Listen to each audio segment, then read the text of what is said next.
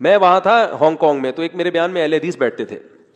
اچھا, وہ مجھ سے کراس کویشچن بہت پوچھتے تھے بیان کے فوراً بعد, تو میں بڑا خوش ہوتا تھا, میں بیٹھاتا تھا, میں نے کہا آرام سے بیٹھو. بڑی گپ شپ ہو گئی میری ان سے, دوستی ہو گئی. انہوں نے کہا یار جو بھی جس سے بھی سوال پوچھو وہ عام طور پہ غصہ ہو جاتا ہے, آپ کم از کم تمیز سے جواب دے دیتے. تو خیر ہماری ان سے گپ شپ ہو گئی. تو انہوں نے پھر اپنا ایک واقعہ سنایا کہ پاکستان سے ایک مولانا صاحب آئے, ہانگ کانگ کی مسجد میں محترم نے بیان کیا. اب ہانگ کانگ کی مسجد جو ہے نا, وہاں اس میں مفتی ارشد صاحب ہوتے ہیں, وہ گورنمنٹ کی لیول پہ وہاں کے مفتی اعظم, یعنی ان کو گورنمنٹ نے بنایا ہوا ہے مسلمانوں کے لیے, بڑی ان کی وہ یعنی وہاں پر ان کا ایک نام ہے. تو ان کے ایپلیکیشن پہ ویزا مل جاتا ہے ہانگ کانگ کا, ورنہ ہانگ کانگ کا ویزا پاکستانیوں کے لیے بہت مشکل ہے. مجھے بھی انہوں نے انوائٹ کیا تھا. تو گورنمنٹ ان کو بڑا سپورٹ کرتی, یعنی گورنمنٹ میں ان کی بڑی ویلیو ہے. اچھا, انہوں نے بڑا ظرف کر کے بلایا کسی کو, چلیں جی وہ مسلک وسلک کا نہیں بحث میں پڑھتے, کوئی بھی مشہور اسکالر ہو جو قرآن و سنت کی بات کرتا ہو اس کو بھی وہ انوائٹ کرتے ہیں. تو پاکستان میں آپ کو پتہ ہے مسلک ہول سیل کے حساب سے. خیر ایک مولانا صاحب چلے گئے, وہ مولانا صاحب نے وہاں پر انہی کی مسجد میں انہوں نے اپنے ممبر پہ بٹھایا, مسلکی اختلاف کے باوجود کہ آپ یہاں بیٹھیں اور بیان کریں. تو وہ خطیب صاحب نے بیان کیا, اور پورا بیان اتحاد امت پہ. کس پہ؟ امت کو جوڑنا ہے, امت کو کیا کرنا ہے, محبت, مسلک پرستی نہیں ہے.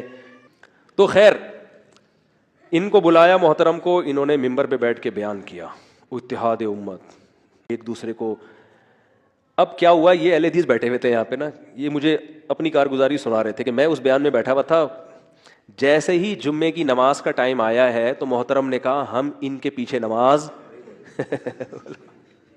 بولو بھائی, مفتی ارشد صاحب کے پیچھے نماز, جنہوں نے انوائٹ کیا اپنے ممبر پہ بٹھایا ہے بھائی, اپنی مسجد دی. آج کل کون کسی کو اپنا ممبر دیتا ہے, مسجد دیتا ہے بیان کرنے کے لیے. وہ اتنے براڈ مائنڈیڈ کہ آپ کو بٹھا رہے ہیں کہ چلو یار اللہ رسول کی بات ہی ہوگی نا, کیا ہوتا ہے مسلک سے. تو این جب جمعے کی, اچھا وہ غیر مسلم ریاست ہے, بعض دفعہ جمعے میں بہت سے غیر مسلم بھی آ رہے ہوتے ہیں, وہاں ہر ہفتے غیر مسلم مسلمان ہوتے ہیں الحمدللہ. ہانگ کانگ میں انہوں نے مجھے بتایا بہت تیزی سے اسلام پھیل رہا ہے الحمدللہ. تو اب جو نئے نئے مسلمان ہوئے ہیں ان پہ کتنا برا اثر پڑے گا نا, کہ ابے یار ان کے تو اتنے اختلاف ہیں, اتنا بڑا مجمع ان محترم کے پیچھے جمعے کی نماز پڑھ ہی نہیں رہا. تو چلو یار آپ بعد میں دہرا لینا, فی الحال سیاستن پڑھ لو ٹھیک ہے نا, پبلک کو دکھانے کے لیے پڑھ لو, غیر مسلموں پہ برا اثر نہ جائے. غیر مسلموں پہ کتنا برا اثر پڑے گا, جو نئے نئے مسلمان ہوئے ہیں یا ہونے والے ہیں, وہ کہیں گے یار اتنا میٹھا بیان اور نماز نہیں پڑھ رہے. اب وہ جو حضرت مفتی ارشد صاحب تھے انہوں نے کہا کہ بھائی یہاں میں آپ کو مصلی پہ کھڑا کر دیتا, میں آپ کے پیچھے پڑھ لیتا, لیکن گورنمنٹ کی طرف سے مصلی پہ کسی اور کو کھڑا ہونے پر پابندی, کیونکہ پہلے اس طرح کے کچھ اختلافات ہو چکے ہیں پھڈے وڈے. تو گورنمنٹ نے لا بنا دیا ہے کہ چاہے کوئی بھی ممبر پہ بیان کرے گا نماز یہی پڑھائیں گے, ان کے علاوہ کوئی اور نہیں پڑھائے گا. میں جب گیا تھا نا بیان کرنے تو بھی میں نے نماز نہیں پڑھائی وہاں پہ. انہوں نے کہا آپ, ہم خواہش تھی کہ آپ نماز پڑھائیں, لیکن یہ قانون یہاں پر ہے, یعنی کمیٹی کی طرف سے بھی اور شاید گورنمنٹ کی طرف سے بھی, کہ نماز آپ نہیں پڑھانی ہے. حکومت تو نہیں چاہتی نا لڑائی جھگڑے ہو, مسلمان تو پوری کوشش کرتے ہیں کہ ہو, لیکن غیر مسلم ریاست بھی غیر مسلم ہو کے نہیں چال رہی تھی کہ ان میں آپس میں کیا ہو, پھڈے ہو ٹھیک ہے نا. تو غیر مسلم ہو کے بھی چاہ رہے ہیں کہ یہ پھڈے نہ کریں, تو تمیز سے چلتے رہے امن اور شانتی کے ساتھ. تو وہ جو اہل حدیث تھے نا وہ چپک گئے. وہ کہتے ہیں جب انہوں نے بار بار اصرار کیا میں الگ, ہم نہیں آپ کے پیچھے نماز, ہمیں مصلی دیں, ہمیں مصلی دیں, ہم پڑھائیں گے نماز. تو مفتی صاحب نے کہا نہیں بھائی آپ نہیں ہو سکتے.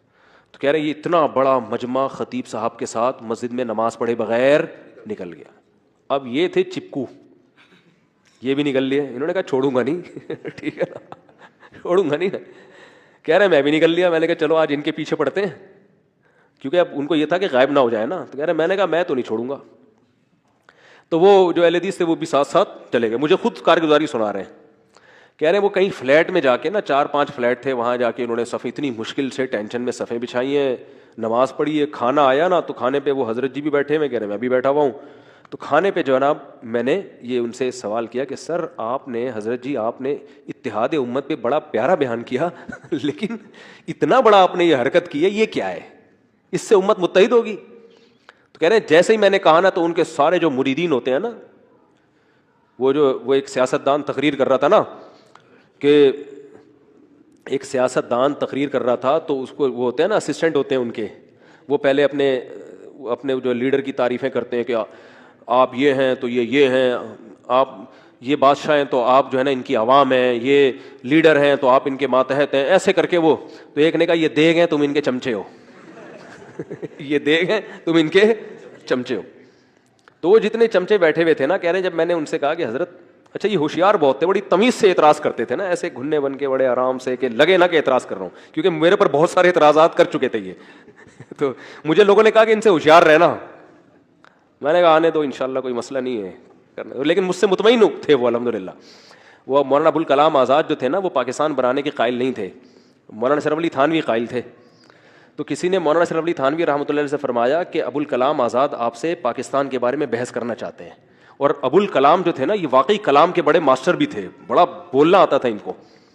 تو حکیم الامہ نے فرمایا کہ ابوالکلام کو آنے دو، آئے گا تو جد الکلام کو پائے گا. ابوالکلام کا مطلب کلام کا باپ.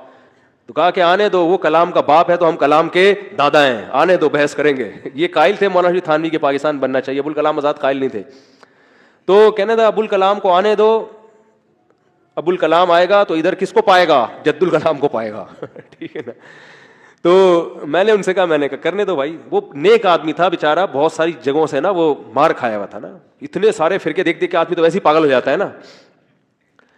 تو وہ اہل حدیث جو تھے نا وہ چپک گئے.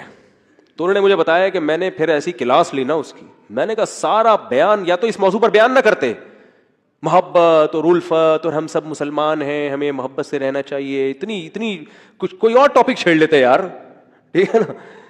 تو کہہ رہے وہ ان کے چمچوں نے مجھے ایسا پکڑا ہے، بولے چپ، گستاخی کر رہا ہے اور یہ کر رہا ہے اور وہ کر رہا ہے. کہہ رہا ہے مجھے خاموش کرا دیا، لیکن کہہ رہے میں نے ڈوز الحمدللہ دے دی کہ سارے گھننے نہیں ہوتے، سارے عقیدت مند نہیں ہوتے. بہت سے لوگ نوٹ کر رہے ہوتے ہیں بہت سی چیزیں، سمجھ میں نہیں آ رہی بات، میرا خیال ہے. تو عقیدت کی آنکھیں اندھی آنکھوں سے مت دیکھو میرے بھائی، عقائد پہ کمپرومائز مت کرو. دیکھو اسلام میں سب سے پہلے توحید ہے، اس کے بعد کیا ہے بتاؤ؟ نماز. رسالت تو ہے، وہ تو ختم نبوت. توحید و رسالت کے بعد سب سے پہلے کیا ہے اعمال میں؟ نماز ہے. کوئی بزرگ نماز ہی نہیں پڑھ رہا تو اس سے پوچھو بھائی وجہ بتاؤ کیوں نہیں پڑھ رہے؟